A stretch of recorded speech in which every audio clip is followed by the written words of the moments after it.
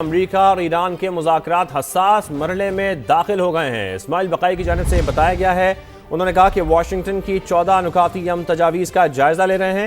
ترجمان ایرانی وزارت خارجہ کی امریکی ٹی وی سے یہ گفتگو ہے، جس کے حوالے سے آپ کو یہ بتائیں کہ اسماعیل بقائی نے بتایا کہ امریکہ اور ایران کے مذاکرات حساس مرحلے میں داخل ہو گئے ہیں۔ واشنگٹن کی 14 نکاتی تجاویز کا جائزہ لیا جا رہا ہے۔ ترجمان ایرانی وزارت خارجہ کی امریکی ٹی وی سے یہ گفتگو ہے، اسماعیل بقائی کی یہ گفتگو ہے، جس میں انہوں نے کہا ہے کہ امریکہ اور ایران کے مذاکرات حساس مرحلے میں داخل ہو گئے ہیں۔ واشنگٹن کی 14 نکاتی تجاویز کا جائزہ لے رہے ہیں۔ بالکل، ترجمان ایرانی وزارت خارجہ نے امریکی ٹی وی سے گفتگو کی ہے۔ اسماعیل بقائی کا کہنا ہے کہ واشنگٹن کی 14 نکاتی تجاویز کا جائزہ لے رہے ہیں۔ امریکہ اور ایران کے مذاکرات حساس مرحلے میں داخل ہو گئے ہیں۔ اسماعیل بقائی نے یہ گفتگو کی ہے اور امریکی ٹی وی سے انہوں نے یہ گفتگو کی ہے اور انہوں نے کہا ہے کہ واشنگٹن کی 14 نکاتی تجاویز کا جائزہ لے رہے ہیں۔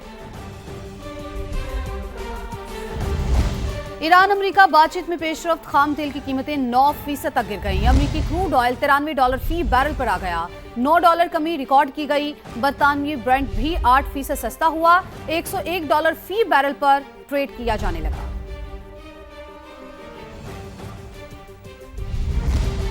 اور آپ کو بتائیں، پاکستان سٹاک مارکیٹ میں غیر معمولی تیزی دیکھی جا رہی ہے۔ 100 انڈیکس میں 7200 سے زائد پوائنٹس کا اضافہ ہوا ہے۔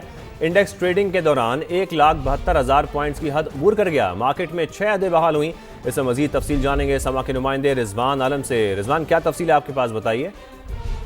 بالکل، دیکھیں آج پاکستان اسٹاک ایکسچینج میں کاروبار کا آغاز ہی 2600 پوائنٹس کی تیزی کے ساتھ ہوا تھا، اور اس کے بعد جب یہ خبریں ابھی کچھ دیر قبل آئی ہیں کہ ایران امریکہ کے مابین 1 پیج ڈیل جو ہے، ابتدائی جو ہے وہ ڈیل وہ بہت جلد متوقع ہے 24 سے 48 گھنٹوں میں، تو اس کے بعد ہم نے مارکیٹ میں ایک دم سے سرمایہ کاروں کو سرگرم ہوتے ہوئے دیکھا ہے۔ غیر معمولی تیزی ہے اسٹاک مارکیٹ میں، 7000 سے زائد پوائنٹس کی تیزی بھی ایک موقع پر دیکھی گئی۔ مارکیٹ میں 1,65,000 سے 1,72,000 تک 8 حدیں جو ہے وہ بحال ہوتے ہوئے ہم نے دیکھی ہیں۔ تمام ہی بلو چپ سے کمپنیز کے جو شیئرز ہیں اس میں اوپر لاکھ کے قریب جو ہے قیمتیں پہنچ چکی ہیں۔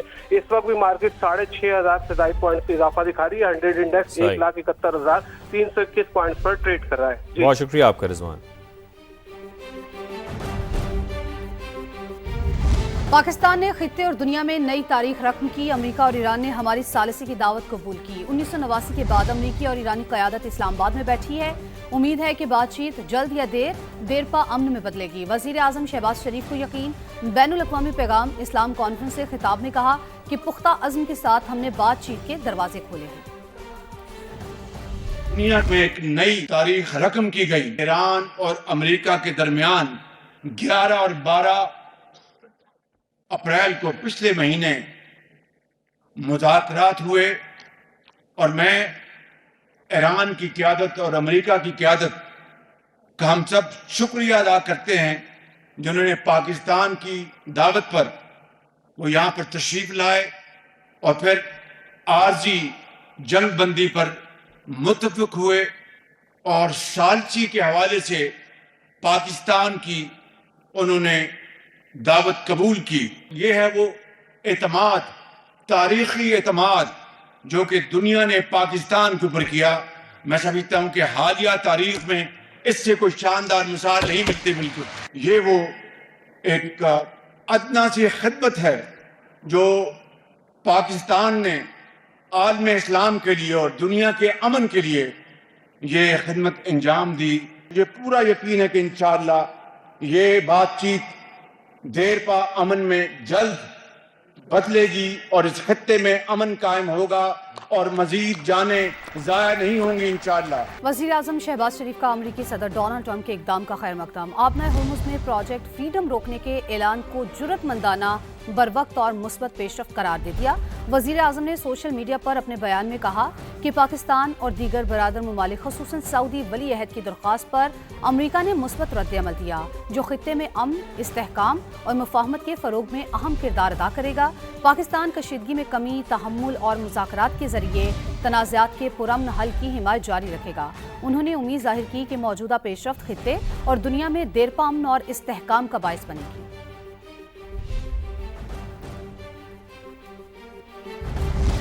ایرانی وزیر خارجہ کا سعودی ہم منصب شہزادہ فیصل بن فرحان سے ٹیلی فونک رابطہ ہوا۔ خطے میں قیام امن کے لیے سفارتی کوششوں اور علاقائی صورتحال پر تبادلہ خیال کیا گیا۔ عباس عراقچی نے کہا علاقائی ممالک کے درمیان سفارتکاری کی کوششوں کو جاری رہنا چاہیے۔ بات چیت کے ذریعے کشیدگی کو بڑھنے سے روکا جا سکتا ہے۔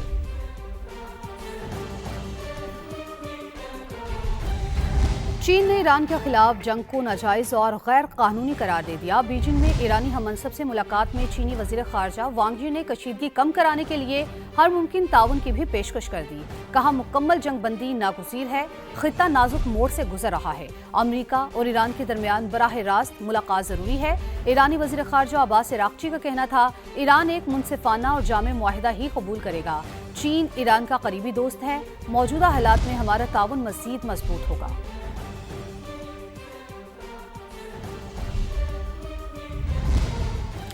آپ کو بتائیں پاکستان اور اردن کے درمیان فوجداری معاملات میں باہمی تعاون کا معاہدہ حتمی مراحل میں داخل۔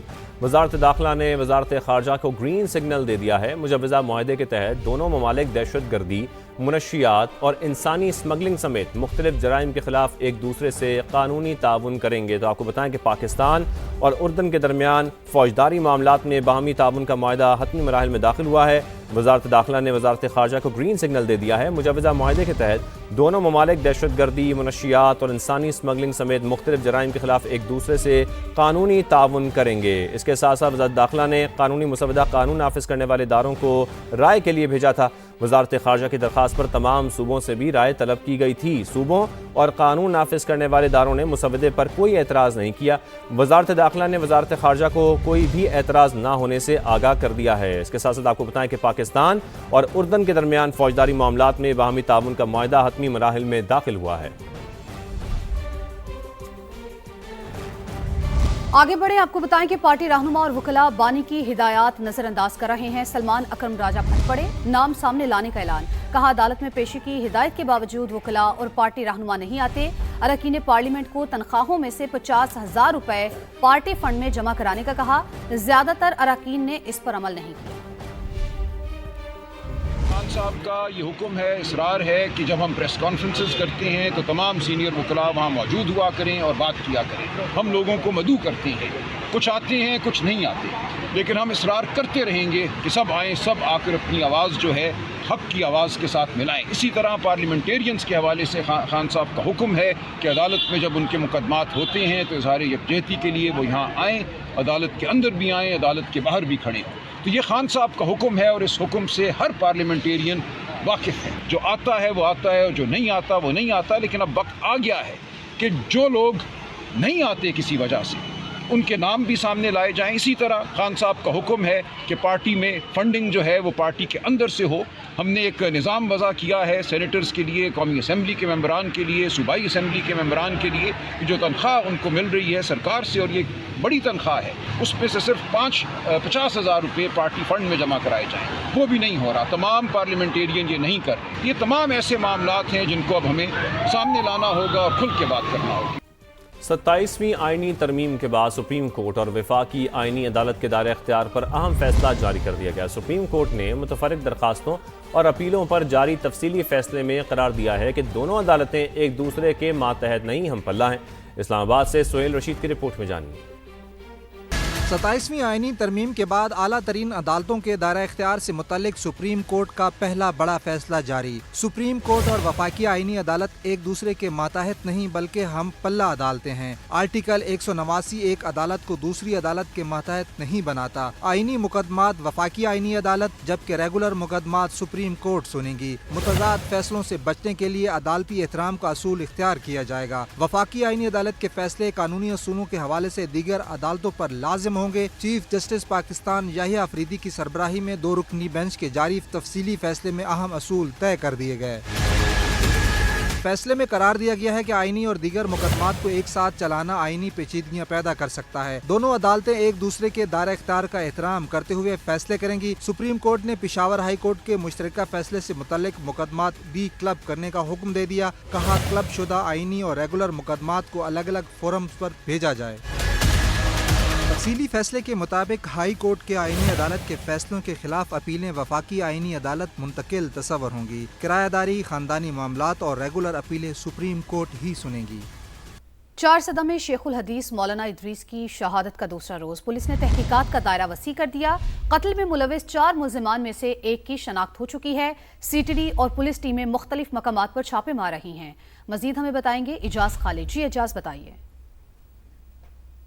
बिल्कुल, शेखुल हदीस मौलाना इदरीस साहब की शहादत का आज दूसरा रोज है। जो तफ्तीश का दायरा है तो वो वसी कर दिया गया है। मौलाना इदरीस का जो ड्राइवर है उसका जो बयान है वो कलमबंद कर दिया गया है और बाकायदा जो तफ्तीश का दायरा है वो वसी कर दिया गया है और मुख्तलिफ इदारे जो है वो बाकायदा मुख्तलिफ जगहों पर छापे मार रहे हैं और जो मतलूब दहशतगर्द है साबिक मुख्तलिफ केसेस में या इस केस में जो जिनकी शनाख्त हो चुकी है उनके लिए गिरफ्तारी के लिए मुख्तलिफ जगहों पर छापे मारे जा रहे हैं। जी।